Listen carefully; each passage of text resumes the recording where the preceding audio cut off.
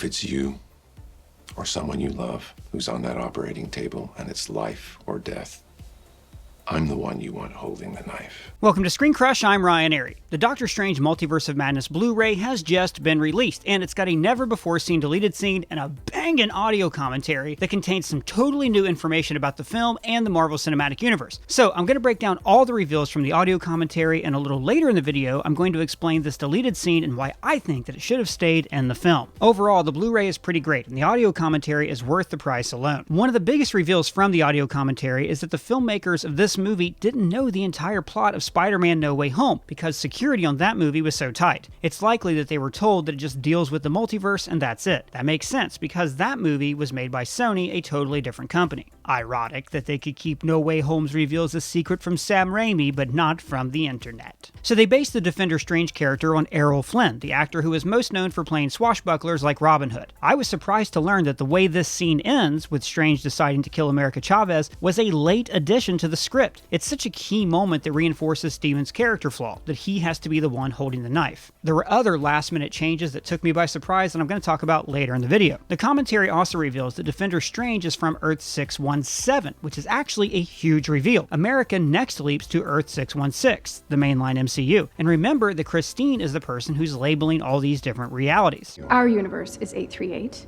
and we've designated yours 616. Now, presumably, these numbers aren't random, and she's giving out these names because certain universes have more aligned vibrational frequencies. So this means that in the MCU, certain universes are closer together than others, kind of like the branching timelines that we see at the end of Loki. This would explain why most of the people in some universes look the same, but all the Spider-Men look different. Remember what Wong said. That spell travels the dark borders between known and unknown reality. It's too dangerous. So, the forgetting spell had to reach way far out in the multiverse to work, which is why these other Spider-Men look so different, because their realities are further away from the MCU. This also tells us a lot about the future incursions that we might see in the MCU in movies like Secret Wars. In the comics, incursions happen when universes that are located near one another collide, meaning that the first universe to collide with the MCU will be that of Defender Strange, reality number 617. Now, this also means that America's powers aren't totally random. She's actually going through the universes in a sequential order, at least until she learns to control her powers. So that means that she and Strange likely passed through 221 universes to get to 838. Next, we have the battle with the Eye Monster, which is not the monster Shuma-Gorath like we said in a million different breakdown videos. It turns out that the film rights to Shuma-Gorath are still part of the Conan franchise for complicated legal reasons that I'm going to avoid talking about by showing a Conan clip. Crush your enemies, see them driven before you, and to hear the lamentation of their women. So this monster is actually Gargantos, but here's the cool thing. They actually took a digital scan of Elizabeth Olsen's eyeball, and this is the eye of the creature. I mean, the movie does a lot with eyes, showing zooms into eyes that lead us into the minds of characters. So this is a very cool early hint that Wanda was the true villain of the movie. And this is the first sequence where we see Sam Raimi's classic Delta 88. This was his parents' car when he was in high school, and ever since his first movie, Evil Dead, it's appeared in every single one of his films. So the show Marvel Assembled revealed that they actually made sure this car appeared in every universe, including as a toy right here. It's not even a fake version of the car, that's the car. It was actually the car that we drove in high school. And that same documentary revealed something that I never knew before. Every one of Strange's hand movements is specifically choreographed for the type of spell he's casting. Like this symbol always means levitation, which is kind of funny because Tobey Maguire made a similar gesture in Raimi's Spider-Man when he was testing his webs and said, "Fly!"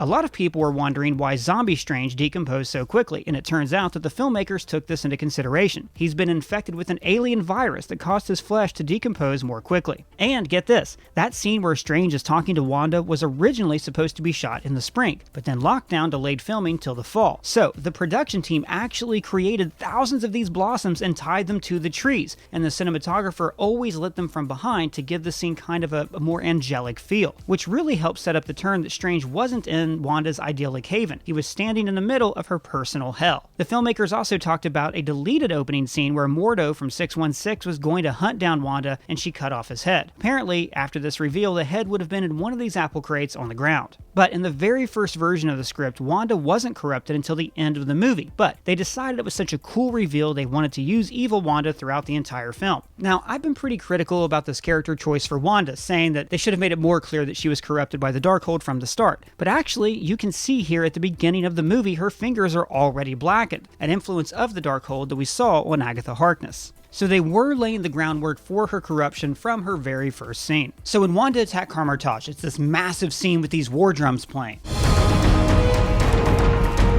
And composer Danny Elfman actually recorded this part of the score early so they could play the drums on set to hype up the actors. Screenwriter Michael Waldron said that with this scene he was trying to find new spins on the trope of the hero's base being invaded in the sequel movie. And you know what? He's right. That is a trope. We saw it in Superman 2, X2, Age of Ultron, and even Teenage Mutant Ninja Turtles 2, The Secret of the Ooze. Man, I love being a turtle. The trope exists for a good reason. It gets characters out of their comfort zones and forces them to change and grow. The commentary also reveals that Wong had a love interest story cut from the movie, and his love interest was this woman.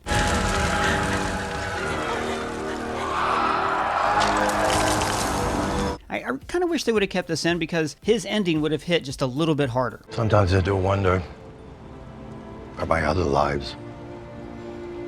And I remain grateful in this one. The Kamar-Taj attack scene was apparently way more brutal originally. The animatic had Wanda decapitating a sorcerer, then using his headless body as a puppet to fight his fellow sorcerers. Oh man, that would have been awesome. I know, right? When Strange uses these snakes against Wanda, these are the Vipers of Valtor from the comics, which are usually used by villains. And then when he and America are passing through the multiverse, these are confirmed to be Stark drones in this pipe world, which makes me wonder, is this a world where Ultron won and filled the world with mechanical devices and drones? Also, they confirmed that this is the Savage Land. That's a hidden jungle in Antarctica populated with dinosaurs. Also, tiny detail that I just noticed for the first time. R.I.P. this little fish who follows them into this universe and lands on the windshield of this taxi. Originally, Strange was always going to wind up in the same alley in every multiverse, a kind of homage to Marty McFly entering the future in Back to the Future 2. The future. And I loved this reveal. On Pizza Papa's cart, you can see the actual fork from Sam Raimi's Army of Darkness that Little Ash used to poke him in the butt. 838 Mordo drugs Strange and robs his powers with the Sands of Nasanti. Now this is a dust that takes away Sorcerer's powers, used by the character Nick West in the comics, and he is played by the great Michael Stolberg in this movie. Dr. Strange. Dr. West. Something I missed the first time I watched this is that Strange's cuffs are filled with this sand, which is why he didn't regain his powers when one hand was freed. This is also another sequel trope, the hero losing his powers in the sequel. Seriously, we actually saw that in Superman 2, Spider-Man 2, Wolverine, Iron Man 2, kind of. Look, if you can think of any more, let me know down in the comments. In this scene, one of Wanda's boys mentions a baseball team. You know who's the best? The 2003 Tigers. Now, the 2003 Detroit Tigers were terrible, one of the worst teams in franchise history. But in this universe, this was one of their best years because Sam Raimi is a massive fan of the Tigers. And you know this awesome bit where Wanda is flickering in and out of different universes? Sam Raimi added that on the day of filming. And there were a lot of fun new reveals about the Illuminati. Reed Richards was cast by Kevin Feige just as an appreciation to fans who've been fan casting him for years, and not because he's going to play the character in the MCU. Also, in the audio commentary, they confirmed that this is the time platform of Doctor Doom, making this kind of his first appearance in the MCU. Reed Richards is also Michael Waldron's favorite Marvel Comics character, so writing this scene was a particular thrill for him. In the original script, Wasp was part of the Illuminati and Wanda just clapped her hands to smash her. He would smush her. Now, of course, Professor X enters with the X-Men theme from the animated series. But one thing that annoys me is that everyone keeps saying he's in the hover chair from the cartoon series, which he's not. The hover chair originated in the comics and it carried over to the animated series, chumps. But he is wearing a striped tie modeled after the one he wore in the animated series. So, during this Illuminati slaughter scene, Raimi really wanted this to feel like an homage to the climax of Brian De Palma's Carrie.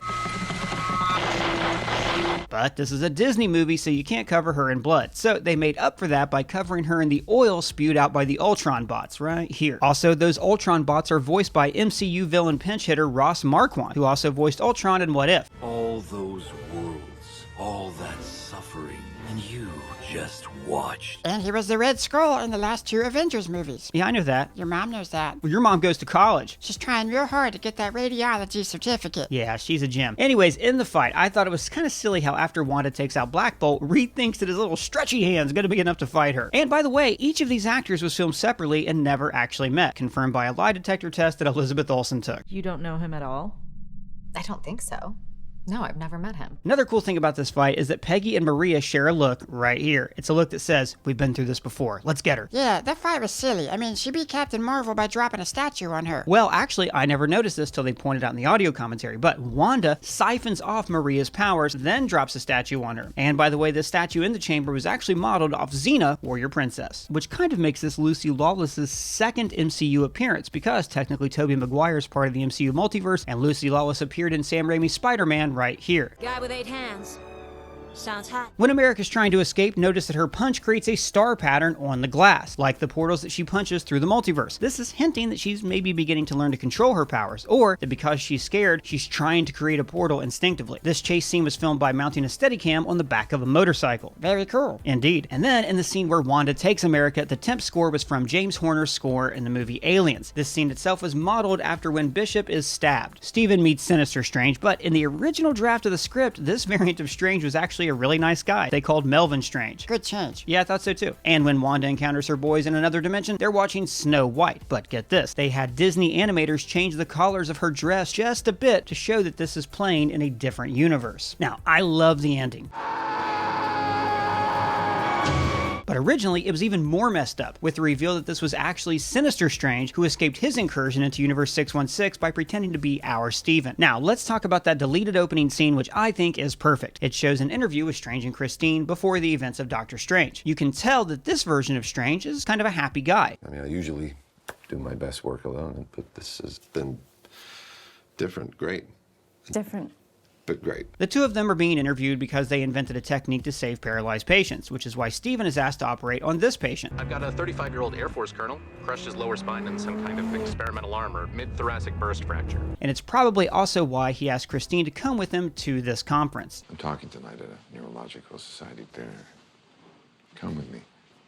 Another speaking engagement? But it's clear in this scene that being with Christine is what makes Strange happy. But the darker elements of his personality slowly seep out. And the movie explores these darker elements later, with Defender Strange trying to kill America and Sinister Strange being sinister. I'll let you use the Darkhold if you give me your Christine. And the movie also reveals why this is the case. Steven's sister died. We were playing on a frozen lake, and she fell through the ice. So he doesn't trust anyone else to take care of people. He has to be the hero. The interviewer challenges Steven, saying that he's in the medicine game just for the fame. With your pricey speaking engagements, book deals, some might suggest that for you, it's not entirely about the patients. And gradually, as the scene goes on, Strange drops his friendly facade and gets more direct. And he ends the scene by spelling out his greatest character flaw. I'm the one you want holding the knife. Now, Christine does say this later in the movie. You have to be the one holding the knife. And I always respected you for it, but I couldn't love you for it. And we see that Strange's journey is about overcoming this desire when he makes America save the day. Every time you opened a portal, you sent us exactly where we needed to go. I think that opening the movie with this scene would have really set the themes of the movie into motion immediately and given us some perspective on how far Strange has come since Doctor Strange, but also how far he has left to go. Also, the fight after this would have been Defender Strange taking America's powers, showing the consequences of his philosophy. I'm the one you want holding the knife. So that's our breakdown of the Doctor Strange Blu-ray. I think you should check it out. I enjoyed it very much. But if you have any other observations about the movie you want to share, please let me know in the comments below, or you can @ me on Twitter. And if it's your first time here, please subscribe and smash that bell for alerts. For ScreenCrush, I'm Ryan Airy.